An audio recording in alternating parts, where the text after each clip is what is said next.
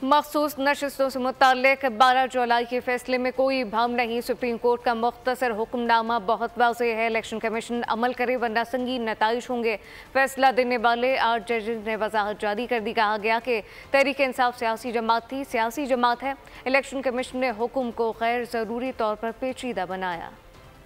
मखसूस नशिस्तों का फैसला, इलेक्शन कमीशन का इब्हाम दूर। सुप्रीम कोर्ट ने वजाहत जारी कर दी। फैसले पर फौरी तौर पर अमल दरामद करने की हिदायत। मखसूस नशिस्तों के केस में अक्सरियती फैसला देने वाले सुप्रीम कोर्ट के 8 जजेस ने वजाहत जारी कर दी। वजाहत में कहा गया कि 12 जुलाई के फैसले में कोई इब्हाम नहीं है। सुप्रीम कोर्ट का 12 जुलाई का शॉर्ट ऑर्डर बहुत वाज़ेह है। इलेक्शन कमीशन ने इस हुक्म को गैर जरूरी तौर पर पेचीदा बनाया। फैसले पर अमल दरामद न करने के संगीन नताइज होंगे। वजाहत में कहा गया कि तहरीक इंसाफ ने इंतखाबात में नशिस्तें भी हासिल की। इलेक्शन कमीशन बैरिस्टर गौहर को चेयरमैन पीटीआई और उमर अयूब को सेक्रेटरी जनरल तस्लीम कर चुका है। तयशुदा हैसियत के मुताबिक ये कामयाब उम्मीदवार पीटीआई के थे। फैसले का इतलाक कौमी और सूबाई असम्बलियों पर भी होगा। इलेक्शन कमीशन की कंफ्यूजन पैदा करने की कोशिश को सख्त अल्फाज में मुस्तरद किया जाता है। वाज़ेह किया जा चुका कि फैसले पर अमल दरामद न करने के नताइज का सामना करना पड़ सकता है।